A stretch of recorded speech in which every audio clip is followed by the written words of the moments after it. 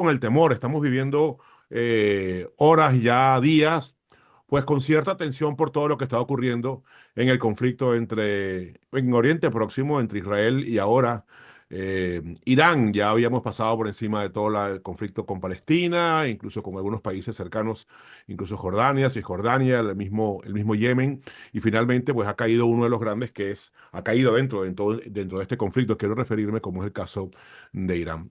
Disculpe que haga larga la introducción, lo que ocurre es que estamos viviendo como una especie de conflicto paralelo en las redes sociales, donde muchísima gente habla, participa y en donde también, lamentablemente, la inteligencia artificial ha tomado de mano con muchísima información totalmente desprotegida y donde supuestamente, y ahora que son prácticamente unos expertos, estos que manipulan y manejan muy bien la inteligencia artificial, imágenes que a veces no sabemos si realmente son reales o no son reales, y que no ayudan en lo absoluto en el temor que estamos viviendo en un conflicto tan delicado, sobre todo por el poder nuclear que tiene los dos países, tanto Israel, Irán, y que ahora, por supuesto, ha llegado los Estados Unidos. Yo no soy un experto, pero sí, tenemos un experto que nos puede contar y nos puede abrir una ventana clara de lo que puede estar ocurriendo en Oriente Próximo, como es un amigo de esta casa, Manuel Camilo González, que es politólogo, es internacionalista, es especialista en autoritarismo global y además de multilateralismo y política latinoamericana. Él es profesor de la Pontificia Universidad Javeriana de Bogotá y le damos la bienvenida. Manuel Camilo, ¿cómo estás? Bienvenido a Venezuela, bienvenido a Caracas Unión Radio. Muchísimas gracias para contarnos y hablar de este tema que, bueno, estamos muy, muy preocupados, Manuel Camilo, muy preocupados porque aunque estemos un poco lejos, sabemos que todos los conflictos que pueda ocurrir entre estos tres países, pues seguramente va a tener algún tipo de consecuencia. ¿Cómo estás? Alex, muchas gracias por la invitación. Buenas tardes, un saludo para tu audiencia. Bueno, primero preguntarte, ¿en qué momento estamos? ¿En qué situación estamos, Manuel Camilo? Lo último que hemos podido ver que al parecer hay una reunión dentro de muy pocas horas o dentro de muy pocos minutos del estado de emergencia de los Estados Unidos para tomar algún tipo de decisión. Sabemos de que ya hay movimientos de las tropas que van directamente a Oriente Próximo. Lo que no sabemos todavía es si realmente va a entrar en acción los Estados Unidos o de alguna manera es como una especie de presión que pueda estar ejerciendo y sobre todo por los mensajes que ha enviado totalmente encriptados el presidente de los Estados Unidos, Donald Trump. Bueno, básicamente estamos en un escenario en donde Estados Unidos ciertamente está siendo arrastrado por los intereses de Israel. Y es que ciertamente Israel de alguna forma se le soltó la rienda, como se dice coloquialmente, porque incluso desde la administración Biden, todo este tipo de ataques, incluso a Gaza, se hicieron sin la aprobación de los Estados Unidos. Ese es el primer punto importante, y es que una gran continuidad en términos de esa política exterior autónoma que tiene Israel frente a los Estados Unidos.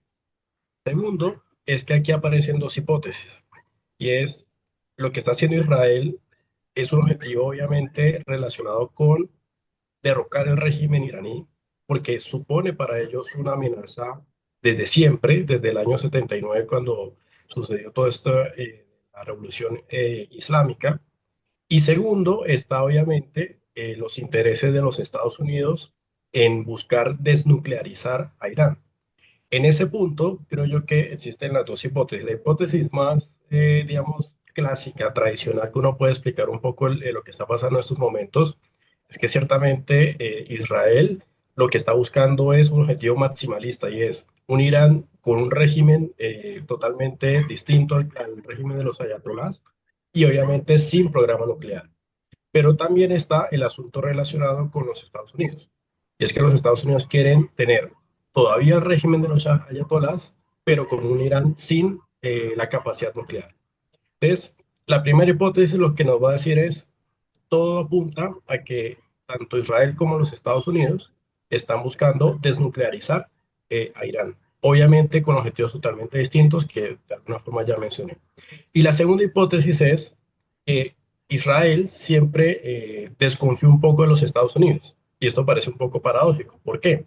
Porque una reunión, una negociación entre Irán y los Estados Unidos le quita la base de apoyo o la justificación que tiene Netanyahu para sostenerse en el poder, que es obviamente mantener una guerra.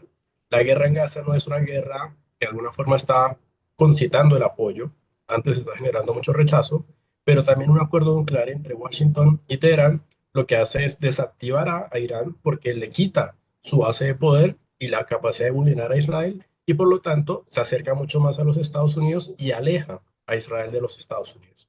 Entonces, esas son las dos hipótesis, un poco la más tradicional y un poco la más audaz para entender lo que está pasando en Medio Oriente. ¿Crees tú, Manuel, que en caso de que comience de verdad, bueno, un conflicto directamente entre los países, porque lo que hemos visto hasta ahora son lanzamientos bueno, de proyectiles desde Irán hacia Israel, como de Israel hacia Irán, algo que lo tienen bastante aceitado, ¿no? Por cierto, todos los países de Oriente Próximo. Pero ¿crees que tú cuando se abre, si se llega a abrir ese conflicto directamente, va a ser un conflicto corto, de poco tiempo, o realmente puede ser similar a lo que pasó en aquella época, en la tormenta del desierto con Irak, donde por cierto hay mucha similitud en aquel momento, donde finalmente no había armas de destrucción masiva, más allá de todo lo que intentaba, bueno, complementar los Estados Unidos? ¿Crees tú que va a ser así largo como por ejemplo lo de Rusia con Ucrania, o va a ser algo bastante rápido, una entrada de Israel o una entrada finalmente a los Estados Unidos? Es una pregunta interesante porque ciertamente la historia no se repite, pero suele rimar. Y muchos de los analistas, incluyéndome, pues ciertamente estamos advirtiendo de que lo que puede suceder en Irán es muy parecido a lo que sucede en Irak. De hecho, un alto oficial israelí advirtió a las altas autoridades en Irán que les podía suceder lo mismo que les pasó a Saddam Hussein. Y eso pues engendra ciertamente unos problemas, porque es muy fácil literalmente decapitar todo el liderazgo iraní, pero el gran problema es construir un nuevo Estado después de la intervención. Y ese es uno de, de las grandes lecciones que tenemos tanto en Afganistán como en el mismo Irak, obviamente debido a la intervención de los Estados Unidos. ¿Qué es lo que yo creo? Y es que Estados Unidos está, digamos, en la línea en la cual, digamos, no se puede ver arrastrado a intervenir. Es decir, de alguna forma, si Estados Unidos lo que busca es desnuclearizar a Irán, ciertamente lo pudo hacer de manera inteligente, como es tercerizar un poco el garrote. ¿Y con qué quiero decir esto? Y es que no necesariamente Estados Unidos aplica el garrote, no envía fuerza militar o ataca directamente a Irán, sino que lo hace a través de Israel. El problema es que Israel en estos momentos se está haciendo un aliado incómodo, porque Israel también tiene sus propios propósitos. Y en este Claro, caso, el propósito ya casi que explícito es cambiar el régimen en Irán. Eso implica cambiar el gobierno. Por lo tanto, eso también puede generarle problemas a Irán porque un pacto nuclear, pues obviamente se está negociando y cuando tú cambias los interlocutores, pues obviamente también cambian los intereses. También hay algo muy interesante de esta, digamos, de esta pregunta que me hace, si es que ciertamente digamos, Israel siempre ha percibido como una gran estrategia lo que se llama la doctrina Begin. La doctrina Begin es básicamente hacer ataques preventivos contra Irán y son ataques que están relacionados con bombardeos. Pero lo que estamos viendo es que ahora la doctrina Begin viene ayudada un poco con una estrategia de infiltración dentro del territorio iraní, lo cual ciertamente viola muchas de las normas de derecho internacional. Entonces, ahí Estados Unidos de alguna forma también ve un poco truncada la posibilidad de reivindicarse como un actor que está a favor del derecho internacional. Por eso dicen que Estados Unidos se está poniendo a que asesinen al líder supremo, porque eso implicaría ciertamente una inestabilidad posterior. Y lo que menos le conviene a Estados Unidos en estos momentos es otra guerra que tiene que ir a solucionar.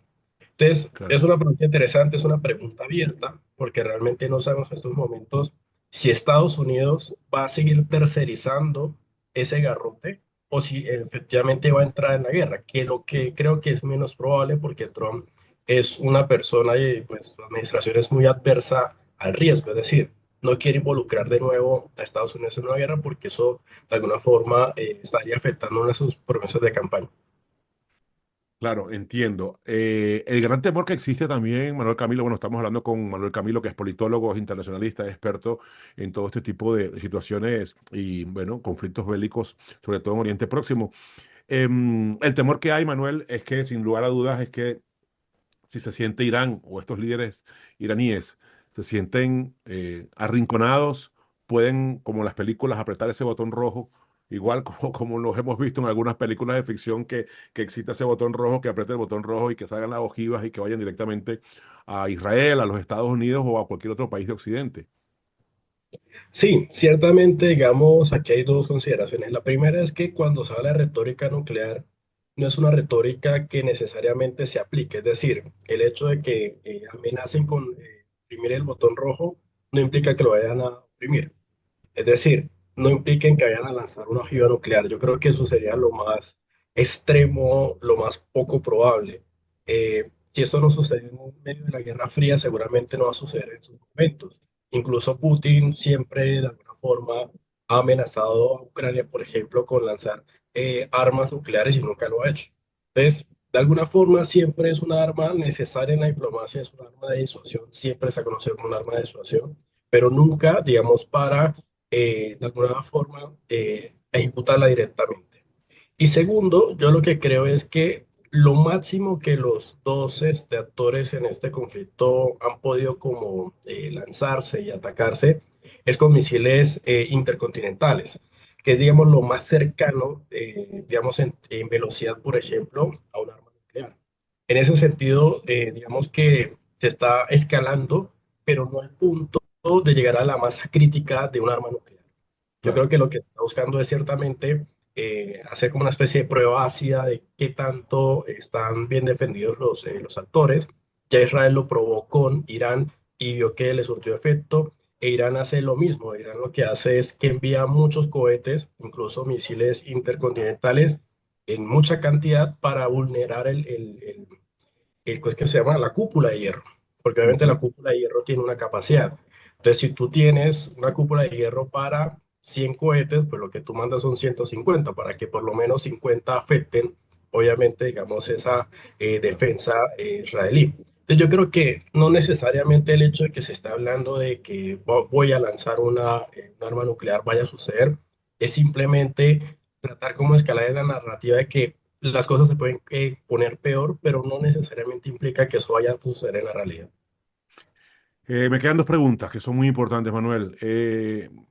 En toda la zona cercana, ¿quién puede participar? ¿Quién puede meterse? Sabemos que esperando turno está Rusia, sabemos que también está China, sabemos que está Corea del Norte con unas ganas, también da la sensación de meterse en el conflicto. O sea, están todos como esperando qué es lo que va a ocurrir y que a lo mejor puede haber una escalada. Esa escalada puede interpretarse que puedan ingresar esos países y ahí sí la cosa tomaría, bueno, un cáliz muchísimo más extremo y más delicado. Sí, ciertamente basta con algún error de alguno de los actores, es decir, que crucen alguna línea roja, que maten al líder supremo en Irán, que, no sé, que haya una operación especial de los iraníes atacando a algún aliado o alguna base de los Estados Unidos, o ataquen directamente a Israel por tierra, algo, digamos, que al final de cuentas haya cruzado la línea roja de los simples lanzamientos de misiles y operaciones especiales que pues ya ha hecho Israel. Yo lo que siento es que en estos momentos Irán, de hecho, ya le pidió por intermedio, incluso, y esto es lo más paradójico del caso, mediante países árabes sunitas. Recordemos que Irán es un país musulmán, pero chiita. Eso. Pidió por intermedio de estos, que son sus rivales en la región, lograr hablar con Estados Unidos para que se retomaran las negociaciones. Eso de alguna forma ya nos puede dar a interpretar que ciertamente los países árabes pueden ser un facilitador de una posible desescalada del conflicto. El Claro. problema es, ¿está, digamos, interesado en desescalar? No lo sé. Digamos que en ese punto, todo lo que nos dicen las redes sociales y de alguna forma los últimos informes es que ciertamente no está interesado en desescalar. Antes, por el contrario, está apoyando y le está haciendo el juego a Israel. De ahí que sea muy peligroso que, pues obviamente, digamos, Israel arrastra a Estados Unidos a la nueva guerra. Entonces yo creo que los países árabes pueden jugar un papel muy importante porque al final de cuentas son los más afectados, son el vecindario afectado. En el caso de China y de Rusia, pues ciertamente ya han tomado posiciones a favor de Irán, ¿sí? De Ujú. alguna forma están refrendando sus acuerdos del pasado. Y obviamente Corea del Norte, pues digamos, está muy ansioso de estrenar, así como lo ha hecho en Ucrania, pues su arsenal, ¿no? Digamos que ve un poco un campo de pruebas cualquier conflicto para de alguna forma estrenar su arsenal y demostrar su influencia, Entiendo. digamos, en el mundo. Entonces creo yo que este nuevo conflicto, pues de alguna forma tiene muchos intereses entrelazados y que obviamente, pues, digamos, en el caso de Estados Unidos la tiene más complicada porque tiene el dilema efectivamente de preservar sus intereses en la mesa de negociación con el pacto nuclear, pero también de proteger los intereses de su principal aliado en la región, que es Israel.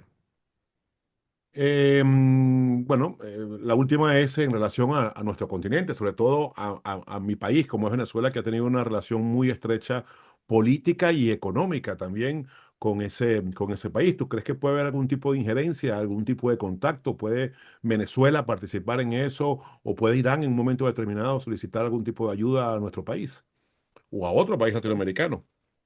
Bueno, algo muy interesante es que nuestra región, por su, digamos, posición geográfica, incluso por su peso diplomático, somos una región irrelevante. Es decir, no tenemos guerras, no nos afecta la guerra, incluso muchos estudios dicen que muchas de las armas nucleares no llegarían acá.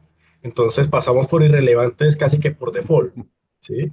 Entonces, en ese Sí, punto digamos que lo que le sucede un poco a la región viene un poco con las consecuencias del conflicto.